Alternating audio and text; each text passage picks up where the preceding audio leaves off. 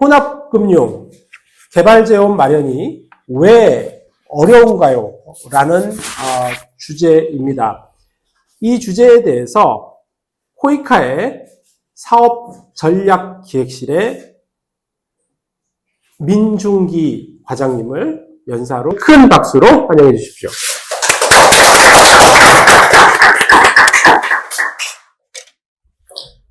네, 안녕하십니까. 코이카 사업전략기획실의 민중기라고 합니다. 먼저 우리나라 최고의 개발협력 전문가분들만 초대가 되는 이 인디코드 시리즈에 저를 초대해 주셔서 너무나 영광으로 생각을 하고 있고요. 우리 전북대 국제개발협력원 그리고 전북국제개발협력센터 모든 우리 센터장님, 교수님, 직원분들께 감사의 말씀을 드립니다. 제가 전북대학교를 처음 와봤어요. 처음 와봤는데, 일단은 정문부터가 굉장히 압도적이어서 제가 사진도 찍고, 제 가족들한테도 사진을 보내고 그랬는데, 일단은 평지 비율이 이렇게 높은 대학교가 서울에서는 찾기 힘든데, 정말 인상적이었고요. 아름다운 캠퍼스에서 공부하고 계신 점 너무나 부럽습니다. 본격적으로 강의를 시작하기에 앞서서 제가 제 소개를 좀 해드릴게요. 그래서 방금 문 교수님께서 말씀하셨다시피 저는 코이카의 직원이고요.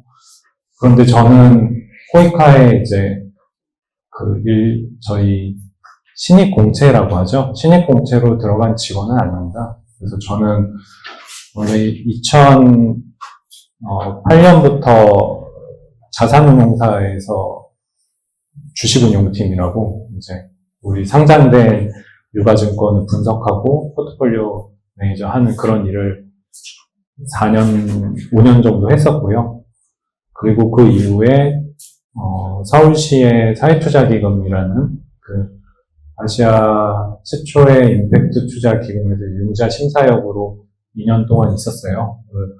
그런데 사회투자 기금 업무를 하다가 코이카 사업에 우연하게 전문가로 참여하게 되면서 2년이 돼서 코이카에 입사를 한 지 벌써 2015년이니까 많이 세월이 지났습니다. 네. 그동안에 저는 코이카의 개발 금융 전문가로 당시 입사를 했었고요. 그러니까 입사를 했을 때랑 입사한 이후 몇 년과 그리고 최근 몇 년간은 제가 하는 직무 안에서 많은 변화가 있었던 것 같아요. 그래서 이런 부분들을 제가 좀 공유를 드리려고 하고, 우리 학부생분들도 오늘 많이 와 계시는데, 요새 검색하면은 쉽게 찾을 수 있는 정보들이 많잖아요. 챗GPT도 있고, 저도 데피니션부터 시작을 하는데, 검색해서 바로바로 나오는 그런 게 아니라, 현장에서 살아있는, 그리고 코이카가 어떤 일을 하고 있고, 그리고 코이카와 유사한 다른 나라 개발 공여기관이라고 하거든요, 저희는.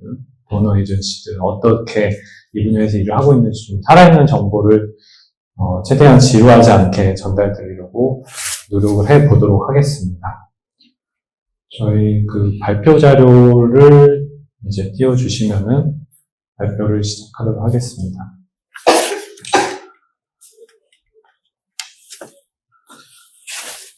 저희 보통 이렇게 공공기관이 발표를 하면은 정석처럼 정의부터 하고 배경하고 사례 그리고 앞으로 어떻게 하겠다 어떻게 해왔다 이렇게 다짐하는 식으로 플롯을 짰는데요. 저도 동일한 플롯으로 말씀을 드릴게요.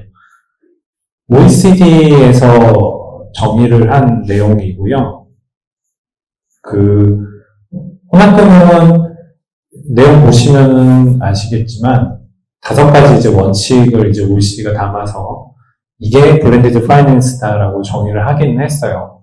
그래서 여기서 보시면은 제일 중요한 거는 development relational, 개도국을 대상으로 한 개발 목적이 있어야 되고, 그리고 mobilization of commercial finance, 상업금융, 이게 민간일 수도 있고요. 커머셜이라 그러면 아무래도 프라이빗이니까 민간이긴 한데, 어쨌든 재원이 추가되게끔 개발 목적을 추구하기 위해서 이 파이낸스를 모빌라이즈 하는 거를 사실 제일 주요한 개념이라고 보시면 돼요. OECD가 정의한. 그리고 부수적으로 뭐 파트너십을 구축하고 모니터링. 그래서 실제로 이렇게 파이낸스를 동원해서 얼마만큼의 개발 협력 성과가 났는지 뭐 이런 것들을 해야 된다. 이런 게 OECD가 얘기한 정의라고 보시면 될 것 같습니다.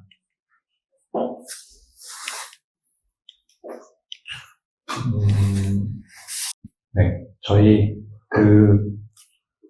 왜 혼합금융을 해야 되는 건지 그거를 좀 왜 코이카는 오늘 우리 이 강의의 인디코드에서 혼합금융을 주제로 잡았고 왜 코이카에 와서 또 이런 발표를 하고 있는지 그거를 좀 설명을 드릴게요. 일단은 돈이 부족해서라고 생각하시면 돼요. 그래서 개발도상국의 SDGs 달성을 위해서는 개발 재원이 많이 필요한데, 그런데 실제로 필요한 재원과 그리고 각국 OECD 국가들이 내는 그 총 재원 간의 차이에 이제 갭이 있기 때문에 그 갭을 메꾸기 위해서 이 금융을 도입하여서 민간 투자자들이 투자를 하게끔 하는 그런 목적으로 이 혼합금융이 도입되었다고 보시면 돼요. 그래서 보시면은 이제 돈이 부족하다, 개발을 위한 돈이 부족하다는 내용을 이 페이지에서 하고 있고요.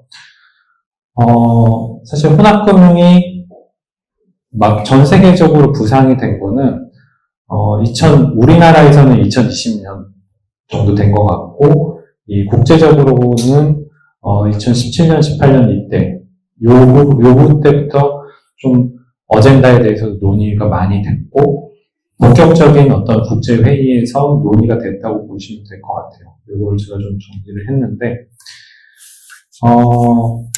2017년에 하이레벨 미팅, OECD 다크에서 아까 제가 말씀드린 그 혼합금융 5대 원칙을 이제 만들어서 승인을 하였고요. 그런데 이 5대 원칙이 사실 계량적인 어떤 데피니션은 없어요. 그냥 정성적으로 개발 목적이 필요하고, 상업금융이 추가돼야 되고, 뭐, 이런 거지.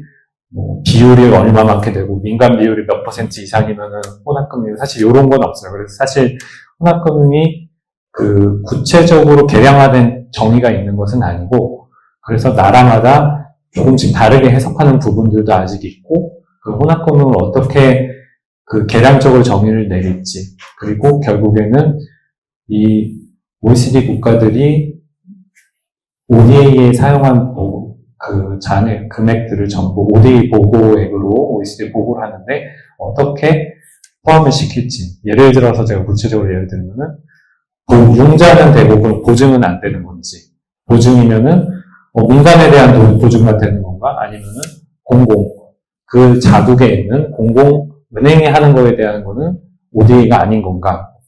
뭐 사실 이런 이슈들은 굉장히 많이 있고, 이게 주기적으로 회의가 열리고 갑론을박이 이루어지고 있어요. 그래서 제가 봤을 때는 한 5년, 10년은 지나야 또 어느 정도 정리가 한 번 더 될 것 같긴 해요. 2020년에 우리나라 말로 번역을 하면은 지속 가능한 발전을 위한 민간 재원 조성 실무 공동체 PF4SD, 이제 약어는 밑에로 보시면 되는데, 이게 본격적으로 OECD에서 출범을 했고, 작년 초에부터 본격적으로 이 회의를 시작했어요. 그래서 제가 요 첫 번째 회의, 공여기관들이 모이는 회의를 작년에 이제 OECD 본부 회의를 다녀왔어요. 그러면 여기 가면은 이제 이런 큰 회의실에서 OECD 본부에서 하는데, 주로 유럽 국가들, 뭐, 프랑스나 영국이나, 아니면 이제 미국이라든지, 네덜란드, 스위스. 왜냐면은 이 OECD 본부가 프랑스 파리에 있기 때문에 아무래도 오기 쉬운 국가들이 주로 참석하는 경향이 있고요. 이렇게 저희, 회의 분위기를 좀 말씀을 드리면은, 이렇게 한 국가마다 오는데 외교부에서 오는 곳도 있고, 아니면은 우리나라에서는 코이카랑 수출입은행이 참석을 했어요. 뭐 그렇게 그 엔터티, 그러니까 오퍼레이팅 엔터티 이행기관들이 참석하는 곳도 있고요. 이렇게 돌아가면서 이제 자기소개를 하고 이제 본격적인 논의를 시작을 하는데 유일하게 두 국가에서만 자기소개만 하고 꿀먹은 벙어리가 되더라고요. 그게 바로 일본이랑 한국만 자기소개만 하고 한마디도 하지 않고 이제 경청하는 자세로 들었었는데 그 다음 달에도 이 회의가 있어요. 굉장히 크게 이틀 동안. 그때는 공용기관들만 모여서 있었던 거고 이번에는 DFI라고 하면 제가 이따가 다시 설명을 드리겠지만 Development Finance Institution 그리고 민간 투자사라든지 GNGO, 글로벌 NGO들도 참석을 한다고 하더라고요. 그래서 저는 이번에 참석은 안 하는데 저희 코이카 직원들이 또 참여해서 요 논의를 참여하려고 하고 있고 여기서 지금 주요하게 다뤄지는 주제는 팝PF4S대에서 기후변화입니다. 클라이밋 체인지랑 생물 다양성이에요. 그 클라이밋 체인지는 사실 거의 모든 이 혼합금융이 접목되는 회의에서 가장 메인 어젠다가 기후변화와 관련된 거고요. 전세적으로 가장 큰 펀딩과 자금이 오고 가는 게 바로 클라이밋 체인지라고 보시면 될 것 같아요. 그래서 우리 학부생 분들이 이제 국제개발협력에 관심 가지신 분들이 이제 본인의 일자리를 위해 검색을 많이 하실 텐데 여러 가지 기관들을 보시겠지만 중심 어젠다를 클라이밋 체인지로 무게중심을 갖고 접근을 하시면은 아마 우리 학부생 분들이 은퇴할 때까지 계속 커지면 커졌지 절대 작아지지 않을 이슈이기 때문에 어떤 함선의 이 방향을 정할 때 유효할 것 같습니다. 제가 좀 사족을 붙여온 것 같고요. 그 다음에는 2021년에 그 임팩트 기준을 재우면 임팩트 기준을 마련했다고 이제 자료에는 작성되어 있는데 이게 연례 행사가 아니라 계속 OECD에서 기준을 업데이트하고 변경하고 있고요. OECD 홈페이지 가면은 다 나와 있어요.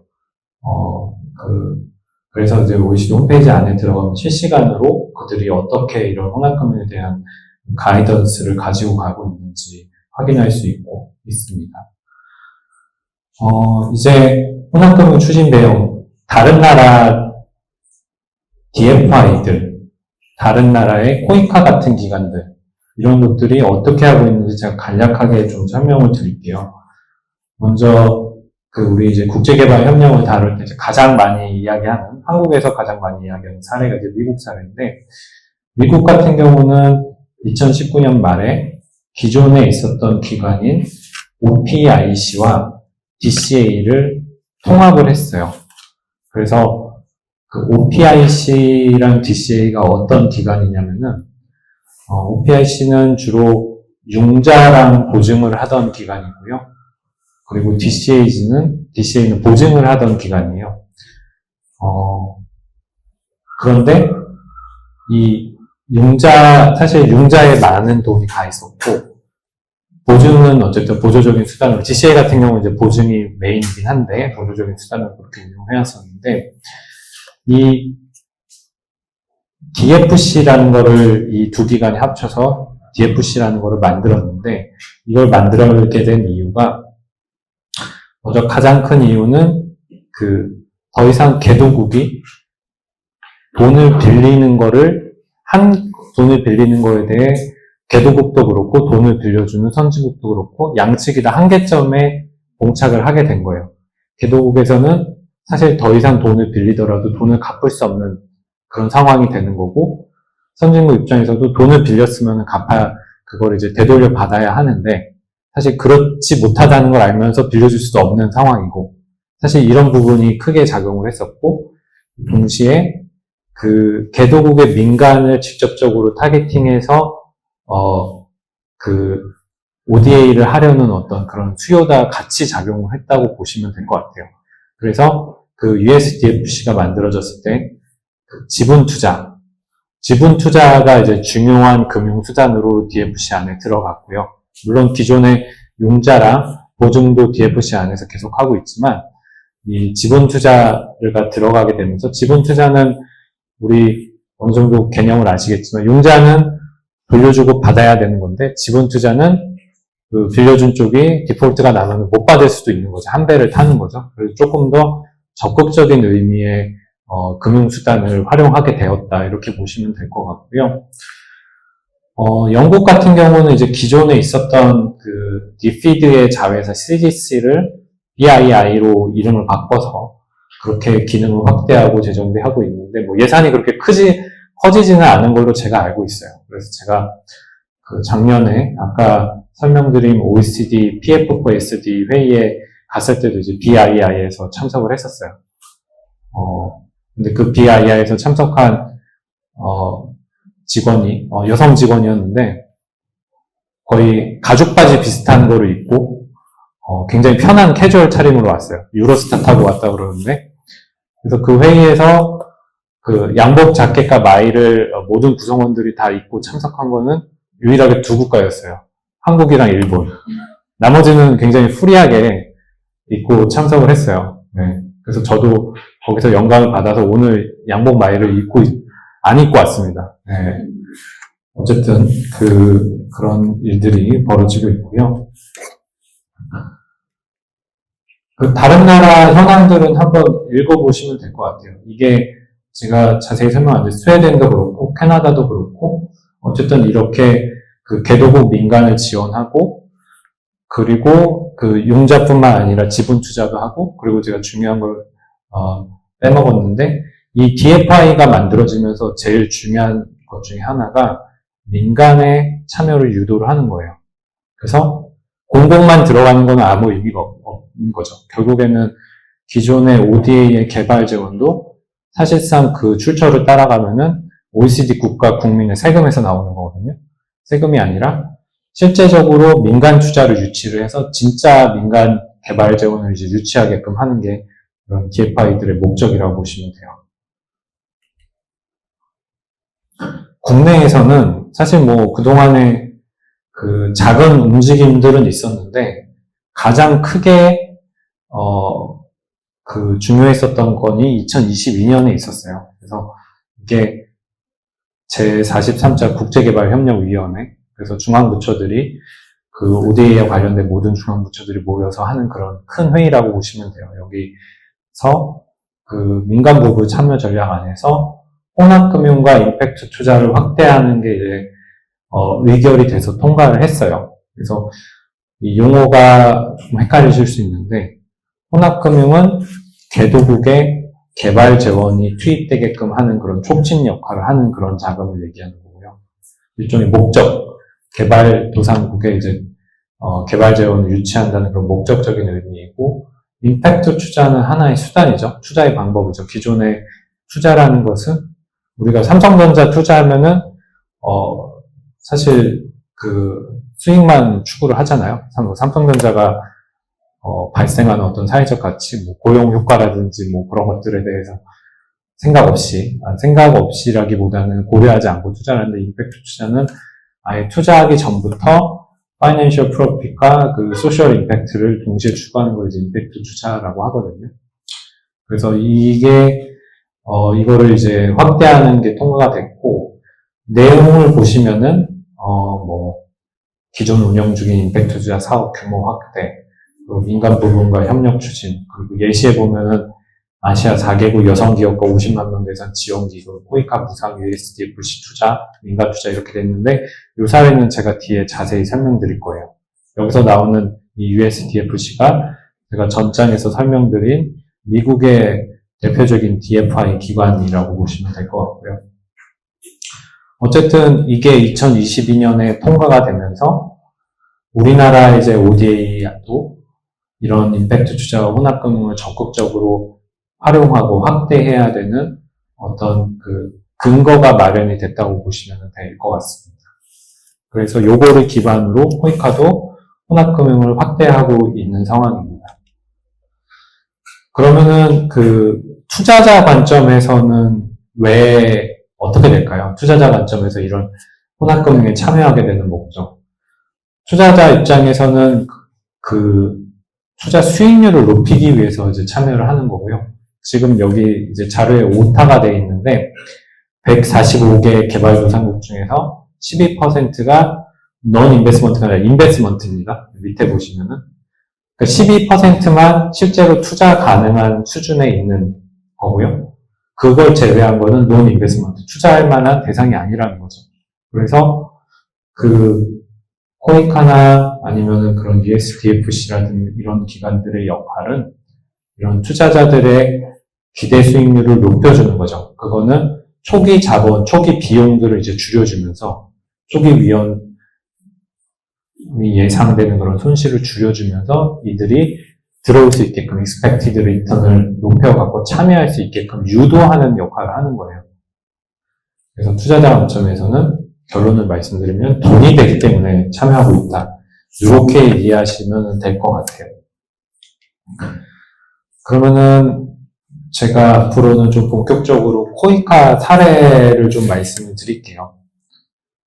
지금 여러 페이지를 할애해서 설명드리는 거는 사실 우간다 중소기업 금융접근성 개선 사업인데요. 이게 코이카 내부에서는 이제 망고펀드 사업이라고 많이 얘기를 해요. 이 파트너사 이름이 망고펀드이거든요. 망고펀드인데, 2015년부터 시작해서 2019년, 사실상 성과관리 기간까지 한 2020년에 끝났고, 지금 코이카의 혼합금융 사업들이 대부분이 2021년, 2022년, 그리고 올해도 한 7, 8개 세워낼 것 같은데, 그 이후에 만들어졌어요. 근데 이 사업들은, 코이카 사업들이 대부분 5년씩 하거든요. 5년씩 하고 성과 평가하고 한 1년 더 걸리는데, 아직 종료가 되고 성과 평가까지 하지 않아서, 정말 완결된 정리된 성과가 안 나와 있어요. 그래서 제가 이거는 이제 완결된 버전에 가져왔다고 보시면 되고요. 제가 이 사업을 그 사전 기획 조사를 2014년 10월에 했었어요. 근데 제가 코이카에 합류하기 전 직장에 있다가 그 직장에서 이제 전문가로 이 사업에 참여를 하게 됐어요. 원래는 제가 출장을 갈 사업이 아니라 제 상사가 가려고 돼 있던 사업인데, 이 당시만 해도 저는 영어를 잘 못했거든요. 저는 한 번도 해외에 나가서 공부를 해본 적이 없고, 그래서 영어도 잘 못하고 그랬는데, 어쩌다 보니까 제가 가게 됐어요.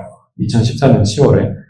그래서 코이카 직원 2분이랑 만나서 아프리카를 처음 갔죠. 아프리카를 태어나서 언제 가보겠습니까? 근데 제가 이때 딱 10년 전이네요. 10년 전에 우간다를 갔다 오고 제가 문화 충격을 받았죠.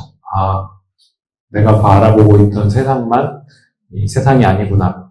그때 저는 이제 국내 상장 회사랑 그리고 중국 회사에 투자를 주니어 펀드 매니저를 하느라고 중국에는 많이 가봤는데 아프리카 쪽이나 이런 쪽은 생각도 못했죠. 그런 생태가 있는지는 몰랐고.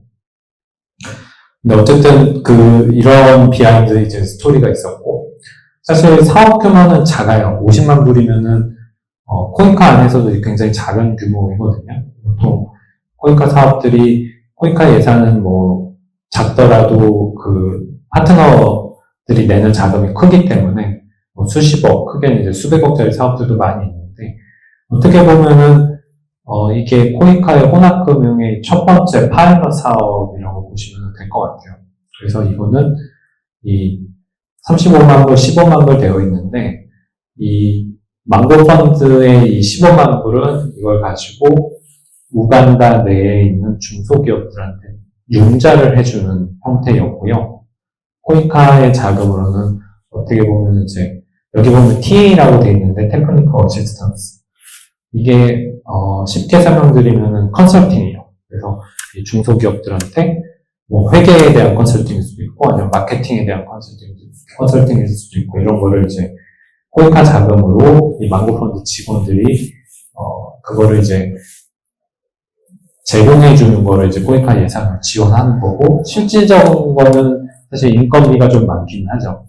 이런 구조로 사업이 운영이 됐었고, 그러면은 코이카가 왜 이 우간다 SME의 융자를 지원하는, 여기는 이제 비영리이긴 한데, 미국계 비영리이긴 한데, 왜 지원을 했는지 설명을 드리면은, 일단 이 망고펀드라는 곳은 미국 월스트리트의 이제 구루들이 세운 비영리 조직이에요. 비영리 미국의 이제 비영리 조직이 우간다 현지의 그 마이크로 파이낸스 인스티튜션을 아주 작은 규모로 세운 거고, 운영비는 거기 미국에 있는 헤드쿼터에서 비영리에서 매년 소금해주는 형태로 운영이 되고 있었어요. 그 여기 같은 경우는 이제 가장 크게 해결하려고 했었던 게 우간다의 이제 미싱 미들 문제를 해결하기 위해서예요. 이 미싱 미들이 뭐냐면은 그 SME들이 여기에도 이제 MFI 기존의 로컬 MFI들이 있는데 이 로컬 MFI들에게 용자를 받기에는 그 MFI 로컬 MFI들이 빌려줄 수 있는 금액이 너무 작은 거예요. 그러니까 평균적인 대출 금액이 1,000불, 2,000불 이하였고, 근데 이분들이 필요한 거는 10,000불, 20,000불 이 정도. 그러니까 아주 작은 소기업은 아니고 제가 이따가 사례도 설명드릴 건데 어느 정도 규모가 되는 그런, 어떻게 보면 우리 입장으로 보면 이제 좀 커지고 있는 중견기업으로서 가기 위한 그런 초기 단계에 있는 기업들이겠죠. 그래서 MFI에게 빌리기에는 내가 필요한 돈이 너무 크고, 그렇다고 상업은행을 가면은 우리나라랑 똑같아요. 큰 금액을 우간다의 그 커머셜 뱅크에서 빌리려면은 다 모기지, 랜드를 요청을 하고 있었어요. 그래서 이 망고 펀드 같은 경우는 이렇게 미스팅 미들, 중간에 껴있는 이런 SME들한테 융자를 해주는 그런 사업을 했었던 거고, 그리고 그래서 이 기존의 SME들이 융자를 받으려면은 현지에서 론샤크라고 하는데 사채업자들, 그래서 이 론샤크들의 그 금리는 월 한 10%, 20% 막 이렇게 되거든요. 월입니다. 망고 펀드도 월 이자율이 당시에 한 2%, 4% 됐어요. 근데 그러니까 커머셜 뱅크가 그때 한 연간 20%, 30% 되니까 망고 펀드 같은 경우는 당시에 로컬 커머셜 뱅크 수준으로 이자율을 책정해서 융자를 했었던 거죠. 그래서 이러한 점들에 대해서 코이카는 이게 어쨌든 망고 펀드가 이자율 자체가 그 민간 수준에서 민간 상업은행 수준으로 하고 있지만 개발협력적으로 공공성도 일정 부분 가지고 있다고 생각을 해서 지원한 거고요. 이 망고 펀드 같은 경우는 또 랜드 모기지를 요청하지 않고 그 기업들이 가지고 있는 자산들, 예를 들어 머시너리라든지 기계라든지 이런 것들을 일부 요청을 하긴 해요. 그래서 일부 어떤 그런 기계라든지 그런 소규모 자산, 차량이라든지과 신용대출을 섞어갖고 그렇게 대출을 하고 있었어요.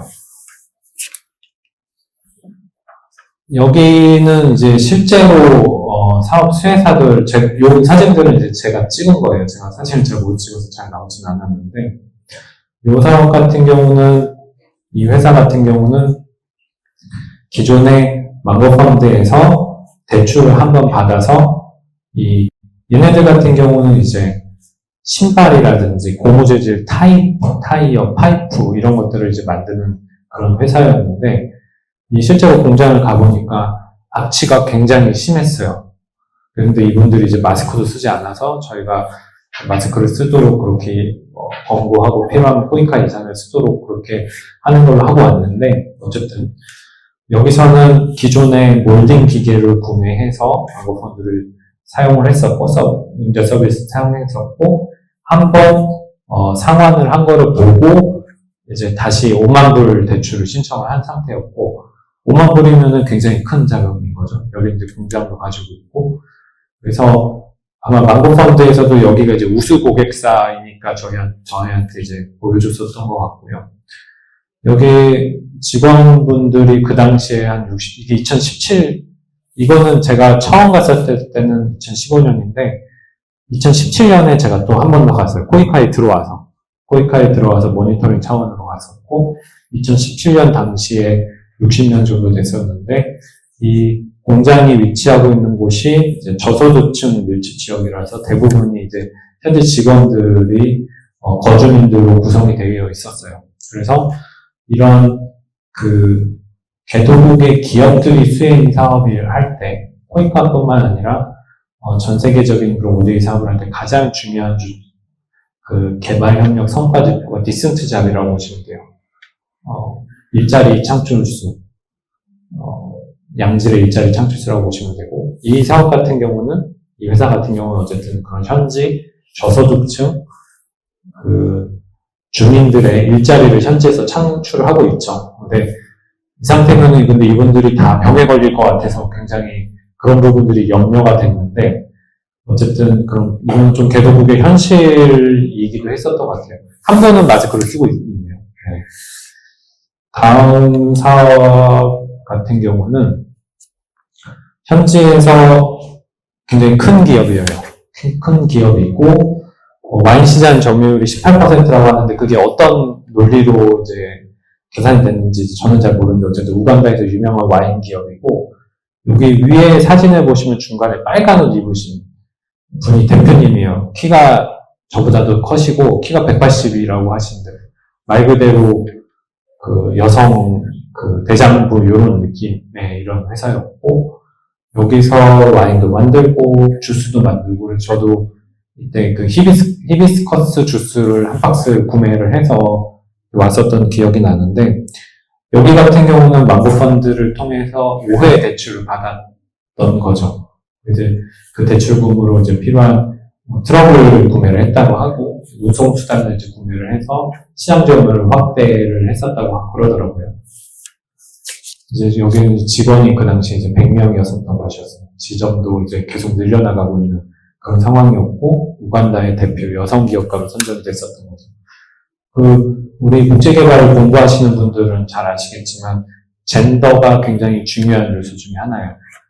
그만큼 우리나라도 아직 그게 완벽하게 양성평등, 어떤 근로시장의 양성평등이 이루어지지 못한 상황인데 개도국은 더 심하죠. 그래서 이런 여성 기업가를 지원하는 그런 거를 되게 중요한 개발협력 목표로 삼는 사업들도 많이 있어요. 제가 이따가 설명드린 USDFC 사례도 그렇고요.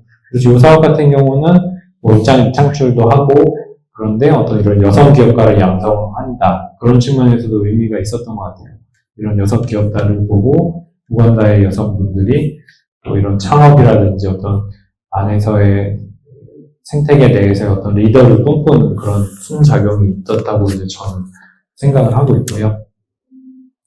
요 회사 같은 경우는 농장이랑 그러니까 농장과 그리고 축사를 같이 운영하는 회사였어요. 사실 여기는 이제 제가 직접 방문을 안 하고 이제 팀을 나눠서 저희 동료들이 갔었던 곳인데 여기 같은 경우는 에셋 파이낸싱이라고 써있죠. 2017년 2월 대출 받았다고 되어 있는데 이 에셋 파이낸싱이 제가 아까 말씀드린 이들이 보유한 이 기업이 말크마 악으로 이 기업이 보유한 자산을 가지고 그걸 담보로 대출을 받은 거예요. 네, 25,000불을 받았다고 하네요.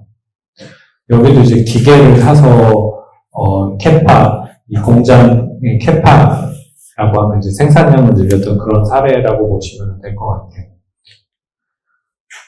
이거는 이제 망고펀드 사업이 완전히 종료가 되고, 우리 이제 성과평가단이 이제 그거를 기재를 한 건데, 이 신규 풀타임 일자리 개수는 제가 기억하기로 24개월 이상의 그런 고용된 일자리를 측정을 했었던 것 같고요.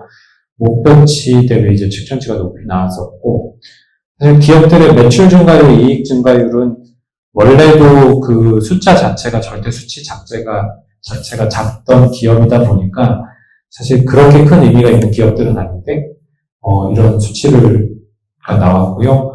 대출 금액 같은 경우는 목표했던 대출을 초과 달성했고 건수도 그랬었네요. 여기서 좀 의미 있는 지표는 정시상환 비율이에요. 정시상환 비율이 2015년 사업을 시작했을 때는 60%가 안 됐다가 16년에 70%가 안 됐고 2018년에 82%가 됐다는 거죠. 망고펀드도 이 조직이 만들어진 지 얼마 안 됐기 때문에 이런 상환에 대한 노하우가 커졌을 거고 이런 노하우가 커지면서 상환을 잘 되는 기업에게 더 많은 그 자금이 갔겠죠, 아무래도. 그래서 그 당시만 해도 이제 20% 정도 회수를 못하는 그런 비율을 유지를 하고 있었습니다. 이거는 코인카에서 혼합금융 최초의 이제 정규 공모 사업이에요. BFS라고 하는 블렌드 파이낸스 솔루션이라고 하는데 연간 공모가 매년 이루어지고 있고 코이카가 지원하는 예산은 최대 35억 원이에요. 그래서 투자 대상은 개도국의 기업들이나 또는 인프라스트럭처로 되어 있고, 실질적으로는 여태까지는 이제 융자나 파트너사가 융자나 이제 지분 투자하는 사업들에 대해서 주로 일어나고 났고, 지원 자격은 중소기업이나 우리 법적 투자사들이었고, 여기서 조금 기존의 코이카 사업이랑 다른 점은 이 파트너사가 이제 금융 투자사다 보니까 이 투자사가 본인이 원래 가지고 있던 내돈뿐만 아니라 수탁해서 운영하고 있는 외부에서 쩐주는 외부에 따로 있고 LP라고 하죠. 그 투자사는 외부에 따로 있고 그거를 내가 위탁받아서 운영하고 있는, 왜냐하면 나는 투자사니까 펀드를 운영하는 회사니까 그 자금도 저희 코이카가 분담금으로 인정을 해줬어요. 그래서 현재 3개의 사업을 지원을 하고 있고요. 소셜벤처랑 이제 인프라스트럭처 각각 이렇게 총사업비를 이렇게 구성하게끔 코이카가 의무화시키고 있어요. 총사업비의 30%는 다 파트너사가 금융투자로 투자를 해야 되고요. 또 30%는 그 수혜자가 베너피셔리가 기업일 경우에는 현지 기업 대상으로 지급하는 어떤 보조금 그런 사업을 운영을 해야 되고, 현지에서 예를 들어 인도네시아는 인도네시아 대상으로 플라스틱 절감을 주제로 공모 주제를 내고 그 스타트업들이 막 수십 개 지원하면 그 중에서 뭐 20개를 뽑아서 얼마씩 그란트를 주고 그 중에서 코이카의 파트너사가 투자를 하게끔 의무화하는 그런 형태로 이제 진행이 되는 거고, 인프라스트럭처 같은 경우는 한 곳이 여태까지는 이제 지원한 실적이 없는데 그 현지 수혜 주민 대상 코이카 예산으로 총사비의 30%만큼 사회 환원을 하게끔 되어 있어요. 이게 저희 지금 지원하고 있는 사업 목록인데요. 크레비스, 임팩트 스퀘어, MI 소셜 컴퍼니, 미스크라고 하는데 이 3개가 우리나라에서 제일 오랫동안 임팩트 투자를 해왔었던 곳이고, 과거에 고생을 많이 했었던 곳이고, 지금은 다 펀드를 하나씩 꿰차고 있어요. 100억, 200억. 미스크 같은 경우는 조금 있으면 이제 1000억이 되는 걸로 알고 있고요. 크레비스도 수백억 규모가 되고, 임팩트 스퀘어도 수백억 규모가 되고, 우리나라를 이제 대표하는 투자사들이 코이카의 파트너사로 일을 하고 있고요. 2021년에 다 선정됐어요. BFFS라는 사업이 2021년에 만들어졌기 때문이죠. 총 예산을 보시면은 각각 30억 중에 30%가 파트너 9억, 그리고 21억인 사업은 30%인 6억이 이렇게 되어 있는데, 이 9억, 6억은 전부 다 인도네시아나 베트남, 캄보디아의 소셜벤처 대상으로 이 파트너사가 지분 투자나 융자를 하기로 의무화가 되어 있어요. 이거를 그때 제때 예를 들어 2021년에서 2025년이면은 2023년까지 얼마 이상, 뭐 3억 원 이상 이를 투자를 안 하면은 그 다음에 코이카의 예산이 집행이 안 된다든가 지급이 안 된다든가 식으로 이제 페널티 조항들이 되어 있어서 이 투자사들이 투자를 의무화하게끔 그렇게 약정이 되어 있고요. 이렇게 의무화했었던 게 당시에만 해도 2021년만 해도 우리나라에서 거의 유일했었어요. 저희가 이제 이거를 기획을 하면서 찾아봤었는데 없었고, 그런데 최근에 작년에 해양수산부가 국내 엑셀러레이터를 선정을 할 때 국내 엑셀러레이터가 국내 기업에 5천만 원 투자를 하는 거를 의무화를 시켰더라고요. 그래서 이게 그런 기존에 보조금만 주던 사업들에서 이런 엑셀러레이팅 사업에서 그 엑셀러레이터가 투자를 의무화하는 게 국내에서도 현재는 어떤 그런 트렌드식으로 가고 있는 것 같아요. 여기 이제 피투자 회사를 보면은 인도네시아 같은 첫 번째 사업 같은 경우는 인도네시아 사업들이고, 태양광 설비 기업도 있고, 현지 농가 대상으로 이건 P2P 대출이에요. 일종 P2P 대출이면서 크라우드 펀딩하는 플랫폼도 있었고, 임팩트 스퀘어 사업 같은 경우는 이제 베트남의 홈 서비스 플랫폼, 여기 같은 경우 우리로 치면 가사노동을 지급하는 그런 애플리케이션인데, 이 사업 같은 경우는 이제 현지에 일자리 창출하는 게 이제 주요 지표가 되겠죠. 뭐 이런 식으로 사업이 운영이 되고 있습니다. 요 사업 같은 경우는 제가 하고 싶은 얘기를 일부러 안 끊고 다 하다 보니까 벌써 40분이 넘었네요. 향후 10분 안에 제 이야기를 마치도록 하겠습니다. 요거는, 페루 스타트업 투자 육성 프로그램이라고요. 코이카의 아까 설명드린 세계 사업이랑 또 다른 트랙의 국별 협력 사업 안에서 실현을 한 건데, 23년에 시작을 했죠. 작년에 시작을 했고, 제가 기획조사를 갔었어요. 거기 가서 이제 페루 스타트업들에 투자할 수 있는 그런 현지 벤처 투자 기관을 발굴하려고 갔었고요. 제가 페루의 수도가 리마인데, 리마에서 제일 잘 나간다고 하는 10개 벤처 캐피탈을 만났었던 것 같아요.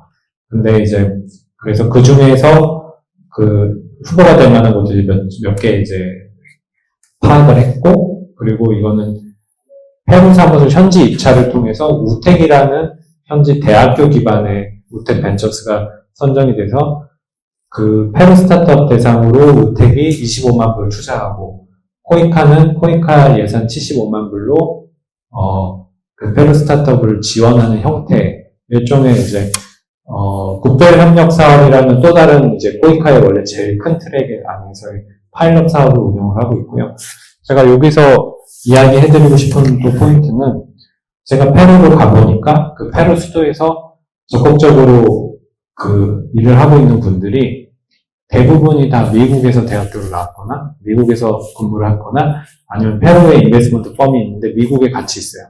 그래서 여기 같은 경우는 남미 같은 경우는 북아메리카의 어떤 투자 경험을 가진 분들이 내려와서 하는 분들이 주를 이루고 제가 방금 설명드린 이런 인도네시아나 베트남을 가면 또 어떤 일이 일어나면은 여기서의 그런 리딩 인베스터, 현지 투자사들도 다 해외 유학 경험이 있으신 분들이 많아요. 싱가포르나 이런 분들. 원래 집도 좀 부유했겠죠. 유학을 갈 정도면. 그래서 이런 동남아시아, 인도네시아나 베트남의 기업들이 잘 되면은 싱가포르에 지주회사를 설립을 해요. 지주회사를 설립을 하고 이런 페루 기업들이 잘 되면은 미국의 델라웨어에 지주회사를 설립해요. 델라웨어가 제일 그런 규제가 덜하대요. 미국 안에서.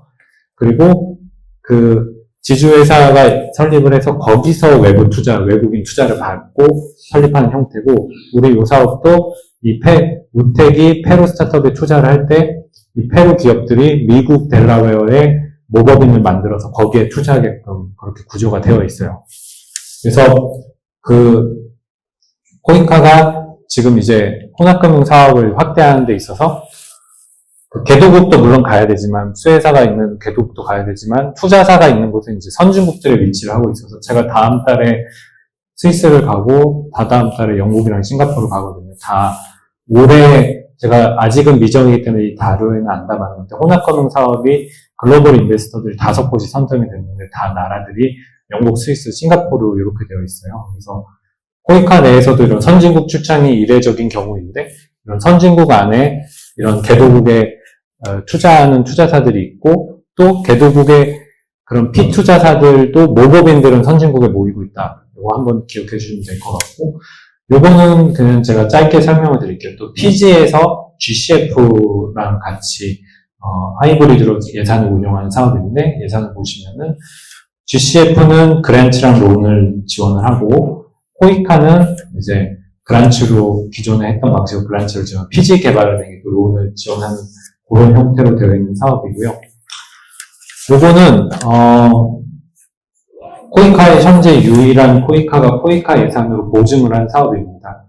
퍼스트 로스 캐피탈이라고 우선 손실 자본이라고 하는 형태로 보증을 한 사업이고요. 제가 뒤에 이제 그림으로 설명을 드릴 건데 2021년에 선정이 된 사업이고 싱가포르에 베이스로 한 IIX라는 투자원, 제가 싱가포르 실사를 갔었는데 거기가 이제 운영을 하고 있는 그런 펀드에 코이카가 참여를 하는 거예요. 이 펀드가 구조가 Women's Livelihood Bond라고 해서 아시아의 개도국 여성을 대상으로 여성 기업가들 대상으로 한 펀드예요. 젠더 이슈를 건드리는 펀드고 1호가 그 USAID DCA가 참여했었고요. DCA가 지금 DFC 이름 바꾼 거고 보증으로 참여했었고 2호도 참여했었고 그리고 3호도 있었고 코이카는 이제 1, 2, 3호가 잘 운영이 되는 걸 보고 4호에 USDFC랑 함께 공동 펀드로 참여를 한 거고요. 그 구조는 여기서 좀 개념이 어려운데 어려울 수도 있는데 상경이나 계열 전공이 아니신 분들은 코이카는 80만 불 예산을 활용해서 USDFC의 후순위 채권 1000만 불과 합쳐갖고 캐탈리스트 펀드를 조성했어요. WCF라는 걸 조성하고 그리고 코이카랑 DFC 자금을 가지고 그 민간 투자금을 2,700만 불 유치를 한 거죠. 그래서 DFC도 캐탈리스트로 들어온 게 DFC는 후순위 채권이고 민간 투자금은 선순위 채권이에요. 그래서 쉽게 설명드리면 개도국 여성분들이 기업가분들이 돈을 못 갚았을 경우에는 USDFC가 빌려준 돈 먼저 까는 거라고 보시면 돼요. 그리고 USDFC가 그 돈을 먼저 제가 적당한 표준어가 생각이 안 나는데 USDFC 채권 여기 1000만 불에서 먼저 이 충당을 하고 여기서 충당을 할 때 80만 불까지는 코이카 자금으로 또 USDFC 자금을 보존해주는 형태가 되는 거고 만약 개도국 여성분들이 3,700만 불 중에 1,100만 불을 못 갚았다 그러면 민간 투자금을 그때서야 100만 불씩 충당하기 시작을 하는 거죠. 이런 형태로 사업을 했었던 거고 그 당시에 이제 USDFC랑 코이카가 긴밀하게 협조하면서 이제 진행을 했었고요. 제가 이제 처음에 말씀드린 우리 공공기관 PT의 이제 마지막 페이지가 왔습니다. 함의점이라고 하면은 저희 코이카는 무상 ODA 기관이고 국제협력개발기본법에 기재가 되어 있어요. 그래서 기존에 그냥 무상 방식으로 그란츠 방식으로 하되 코이카 사업의 베너피셔리 단위에서 수혜자 관점으로 개발 협력성이 더 증가할 수 있는 가장 대표적인 게 개도국 기업이죠. 이런 데들에는 인베스먼트, 유상을 붙이고 있는 사업 모델을 계속 확대를 하고 있고요. 이로 인해서 개도국의 양질의 일자리 창출을 하고 그리고 그 이전에 이제 개도국의 자금이 들어가게끔 한국의 인베스터 자금이 코이카 사업이 아니고서는 캄보디아나 이런 데에 우리나라 투자사 아무리 임팩트 투자사라도 들어가기 어려웠을 거예요. 그분들도 그렇게 얘기를 해요. 한국의 코이카 예산으로 이렇게 오버드 코스트를 충당할 수 있기 때문에 그렇게 할 수 있다고 그렇게 말씀을 하시더라고요. 그래서 코이카는 이런 사업을 앞으로도 계속 확대해 나갈 예정이고요. 좋은 사업들 많이 발굴해서 우리 개발도상국에 정말 도움이 되는 사업들 많이 만들고 또 좋은 사업들이 좋은 성과를 내서 또 여러분들께 공유하는 시간도 다시 가졌으면 좋겠습니다. 이상으로 발표 마치겠습니다. 감사합니다. 네, 오늘 16차 인디코드는 혼합금융이라는 주제로 개발 재원 마련이 왜 어려운가요? 라는 주제에 대한 새로운 재원으로서 세금으로만 이루어지는 그 ODA가 아니라 혁신적인 재원으로서 최근에 그 필요성이 계속해서 높아지고 있는 혼합금융에 대해서 코이카의 사업전략기획실의 민중기 과장님께서 훌륭한 강의를 해주셨습니다. 다시 한번 큰 박수 부탁드리겠습니다.